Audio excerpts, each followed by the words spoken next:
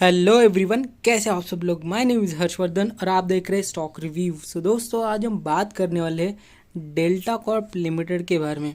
यहाँ पे बहुत से लोगों को पता होगा कि ये कंपनी करती क्या है, लेकिन यहाँ पे कुछ बिगिनर्स होंगे जो इन्वेस्ट करना चाहते हैं, तो उनके लिए मैं बता दूं कि ये कसिनो सेक्टर का एक स्टॉक है। मतलब कि ये इनका बड़े बड़े कसिनोज है जो हमें गोवा में या फिर बॉम्बे में, ऐसे बड़े बड़े शहरों में ये हमें देखने को मिल जाती है। और यहाँ पे आप देख सकते हो प्राइस एक्शन कुछ इस तरह से बनते हुए नज़र आ रहा है। यहाँ पे जो है वो मार्केट पैनिक में था, लेकिन इस स्टॉक में हमें एक गिरावट बिल्कुल भी नहीं देखने को मिली। यहाँ पे अगर आप देखोगे तो यहाँ पे पिछले 1-2 महीने का जो ट्रेडिंग सेशन है, वहाँ पे ओवरऑल स्टॉक में जितने भी मार्केट में बहुत सारे स्टॉक हैं उन सब में हमें एक डाउनफॉल देखने को मिला था। लेकिन इस पर्टिकुलर स्टॉक में डेल्टा क्रॉप में ऐसा हो रहा है कि यहाँ पे ये अपना एक जोन बना रहा है और यहाँ पे जो है वो गिरावट नहीं देखने को मिली हमें। बहुत सारे स्टॉक जो है वो अपने 200 मूविंग एवरेज को जो है वो ब्रेक कर रहे थे, लेकिन इस स्टॉक में हमें इसी मूविंग एवरेज के ऊपर से सपोर्ट लेते हुए ये स्टॉक नज़र आ रहा है। तो यार इस वीडियो में हम जानेंगे कि क्या हमें यहाँ पे एंट्री लेनी चाहिए और कौन सा जोन होगा जहाँ पे स्टॉक को बड़ा ब्रेकआउट मिल सकता है और यहाँ से एक बड़ी तेज़ी एक्सपेक्ट की जा सकती है। तो वीडियो को एंड तक ज़रूर वॉच कीजिएगा और अभी तक आपने हमारा चैनल सब्सक्राइब नहीं किया है तो अभी इसे सब्सक्राइब ज़रूर कर लो। तो शुरू करते हैं आज के इस वीडियो को। सबसे पहले आपको देखने को मिल रहा है कि यहाँ पे जो है वो एक स्टॉक जो है वो कुछ पैटर्न बना रहा है, कंसोलिडेट जोन बना रहा है। यहाँ पे आप देख सकते हैं एक तेज़ी आई, गिरावट, तेज़ी, गिरावट, तेज़ी, फिर से एक तेज़ी। ये हमें पिछले 2 महीनों से देखने को मिल रहा है स्टॉक में। यहाँ पे अगर मैं जोन भी बनाऊँ तो ये जोन कुछ इस तरह से बन रहा है, जो कि ओवरऑल जोन जो है वो हमें इस तरह से बनते हुए नज़र आ रहा है। इसी एक जोन में स्टॉक कंटिन्यू ट्रेड हो रहा है।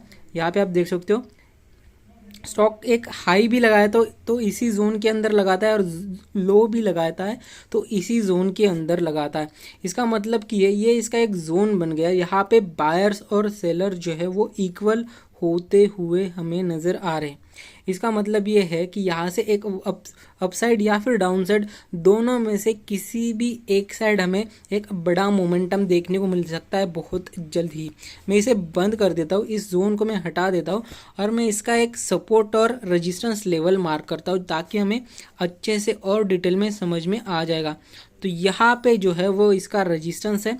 और सपोर्ट्स की अगर मैं बात करूँ तो सपोर्ट जो देखने को मिल रहा है हमें इस पर्टिकुलर लेवल के अराउंड, यहाँ पे स्टॉक का एक अच्छा खासा बॉटम बनते हुए हमें नज़र आ रहा है। यहाँ पे आप देख सकते हो वॉल्यूम जो है वो हमें इस ट्रेडिंग सेशन में देखने को मिले थे।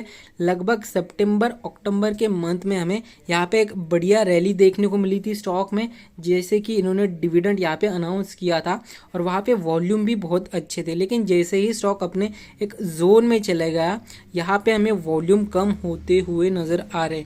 तो यहाँ पे एक चीज़ को आपको ध्यान में रख के चलना है कि अगर इस जोन का ब्रेकआउट मिलता है अपसाइड में तो यहाँ पे वॉल्यूम भी अच्छे खासे होने चाहिए।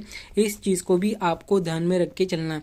यहाँ पे अगर मैं टारगेट्स की बात करूँ तो आज के दिन में, आज के डेट में स्टॉक जो है वो 276 के अराउंड ट्रेड हो रहा है। यहाँ पे फर्स्ट टारगेट जो हमारा बनेगा इस ब्रेकआउट के बाद में लगभग 230 के अराउंड और 250 के अराउंड हमारा फर्स्ट टारगेट बनेगा, जहाँ पे स्टॉक बहुत हायर चांसेस है कि यहाँ से स्टॉक अपर साइड ही ब्रेकआउट कर सकता है। मार्केट में अगर रैली बनती है तो इस स्टॉक को एक मोमेंटम मिल जाएगा, क्योंकि गिरते मार्केट में भी मार्केट लगभग 8 से 10% गिरा था, लेकिन इस स्टॉक में इतनी बड़ी गिरावट हमें कहीं पर भी नज़र नहीं आ रही है। इसका मतलब यह है कि यहाँ पे सेलर्स ज़्यादा स्ट्रॉन्ग नहीं है, बायर्स का प्रेशर बहुत ज़्यादा है और यहाँ से जो है वो अपसाइड तेज़ी जो है वो बहुत जल्द एक्सपेक्ट की जा सकती है। तो ये इसका कुछ लेवल है, ये इसका कुछ जोन है। इस जोन के बाहर निकलता है तभी आपको इसमें ट्रेड करना चाहिए और यहाँ पे थोड़ा सा टाइम लग सकता है, क्योंकि जब ये ब्रेकआउट होगा तभी आपको लेना है। अगर आप यहीं पे करंट प्राइस पे अगर लेना चाहते हो तो आप इन्वेस्टमेंट के हिसाब से इसे ले सकते हैं। इसके लिए आपको इसके फंडामेंटल्स भी देखने ज़रूरी है, जो कि हम यहाँ पे अब स्क्रीनर पे चल के यहाँ पे इसके फंडामेंटल्स भी समझ लेते हैं। तो सबसे पहले हमें यहाँ पे देखने को मिल जाता है मार्केट कैप। तो 7,500 करोड़ का ओवरऑल मार्केट कैप देखने को मिल जाता है। हाई और लो की अगर मैं बात करूँ तो 142 रुपीज़ का ये लास्ट एक साल पहले का इसने लो लगाया था, और हाई की अगर हम बात करें तो 309 रुपये का इसने एक 52 वीक में अपना हाई लगाया है। यहाँ पे अगर मैं बात करूँ टोटल सेल्स की तो यहाँ पे हमें देखने को मिल जाता है, यहाँ पे जो है सेल्स हमें जो करंट क्वार्टर में देखने को मिल जाते हैं जो कि है 287 करोड़ के, लगभग 247 के करोड़ के अराउंड के यहाँ पे जो है वो दिसंबर क्वार्टर के सेल्स देखने को मिल जाते हैं। यहाँ पे एक चीज़ नोटिस कीजिएगा, 2020 के बाद में इन्होंने अच्छी खासी रिकवरी यहाँ पे दिखाई है और ये नंबर जो है वो बढ़ते हुए हमें नज़र आ रहा है। यहाँ पे आप देख सकते हैं 2019 के अराउंड भी ये नंबर हमें अच्छे तरीके से बढ़ते हुए नज़र आया था, लेकिन 2019 के बाद में ये थोड़े कम होते गए और ओवर पीरियड ऑफ टाइम 2020 के बाद कोविड के बाद में ये नंबर जो है वो बहुत कम हो चुके थे। लगभग हमें सेल्स में जो है 38 करोड़ का ही यहाँ पे सेल्स होती हुई नज़र आई थी, लेकिन धीरे धीरे जैसे ही कोविड ख़त्म हुआ और दिसंबर 21 के क्वार्टर तक यहाँ पे अच्छी खासी सेल्स इनकी हो चुकी है। यहाँ पे अगर प्रॉफिट और लॉस की मैं बात करूँ तो टैक्स कटने से पहले यहाँ पे आप देख सकते हो बिफोर टैक्स इनके पास में लगभग यहाँ पे आप देख सकते हो 111 करोड़ का प्रॉफिट था। उसके बाद में जो टैक्स कटने के बाद में इनके पास नेट प्रॉफिट बचता है लगभग 77 करोड़ का, यहाँ पे ओवरऑल प्रॉफिट बचते हुए हमें नज़र आता है। टोटल एसेट्स की अगर मैं बात करूँ तो आज की डेट में 2000 करोड़ से भी ज़्यादा के टोटल एसेट्स कंपनी के पास में हमें देखने को मिल जाते हैं। यहाँ पे कैश फ्लो की अगर मैं बात करूँ तो नेट कैश फ्लो जो है वो इनके पास में -34 करोड़ का यहाँ पे हमें देखने को मिल रहा है। यहाँ पे अगर मैं बात करूँ रेशो की तो यहाँ पे जो है वो रेशो में हमें कुछ भी नहीं देखने को मिल रहा है फिलहाल में। शेयर होल्डिंग पैटर्न अगर हम समझे तो प्रमोटर के पास में यहाँ पे आप देख सकते हो 33% का ही स्टेक हमें देखने को मिल जाता है। और एफआईस और डीआईएस की अगर मैं बात करूँ तो 2019 में यहाँ पे आप देख सकते हो डीआईएस के पास एफआईएस के पास में 23% से भी ज़्यादा का स्टेक था। धीरे धीरे करके इन्होंने अपना स्टेक यहाँ पे बेचना स्टार्ट किया था और आज की डेट में यहाँ पे आप देख सकते हो दिसंबर 2021 के क्वार्टर में लगभग 5% का ही स्टेक यहाँ पे बचते हुए हमें नज़र आ रहा है।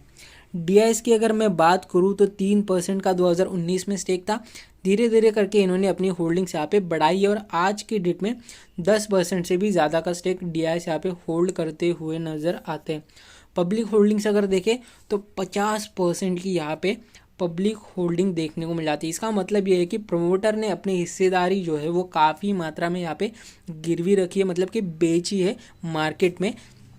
यही चीज़ मुझे थोड़ी सी निगेटिव लग रही है, प्रमोटर होल्डिंग जो है वो कम यहाँ पे देखने को मिल रही है। एफआईएस और डीआईएस की होल्डिंग थोड़ी बहुत अच्छी हमें देखने को मिल जाती है, लेकिन नेट कैश फ्लो जो है वो भी हमें यहाँ पे माइनस में शो होते हुए नज़र आ रहा है। फंडामेंटली इतना स्ट्रॉन्ग ये स्टॉक नहीं है, लेकिन यहाँ पे जैसे ही ग्रोथ देखने को मिल रही है हमें, यहाँ पे जैसे प्रॉफिट बढ़ते हुए नज़र आ रहे हैं तो उसी तरीके से स्टॉक में भी हमें ग्रोथ देखने को मिल रही है। अब अगर आप इन्वेस्ट करना चाहते हो तो ये लेवल जो है जिस जोन में स्टॉक अभी फंसा हुआ है, इस जोन के अराउंड आप इन्वेस्ट करते हो तो आपको ब्रेकआउट का एक रैली मिल जाएगी और आपका इन्वेस्टमेंट कम से कम 1.5 से 2 साल के लिए चाहिए, क्योंकि यहाँ पे रिटर्न जो है वो 1 से 1.5 साल के बाद में ही आपको अच्छे रिटर्न्स देखने को मिलेगी। लॉन्ग टर्म के लिए स्टॉक जो है वो अभी इतना अच्छा मुझे नहीं लग रहा है, लेकिन शॉर्ट टर्म के लिए देखते हुए जिस तरह से एक जोन बन रहा है उस जोन में आप ज़रूर एंटर कर सकते हो। तो गाइज इतना ही था इस वीडियो में। जो जो लेवल्स मैंने आपको मार्क करके दिए उन लेवल को आपको ध्यान में रख के ही ट्रेड करना है। अगर ये वीडियो आपको पसंद आए तो चैनल को लाइक शेयर सब्सक्राइब ज़रूर करिएगा। मिलते हैं नेक्स्ट वीडियो में, तब तक के लिए जय हिंद।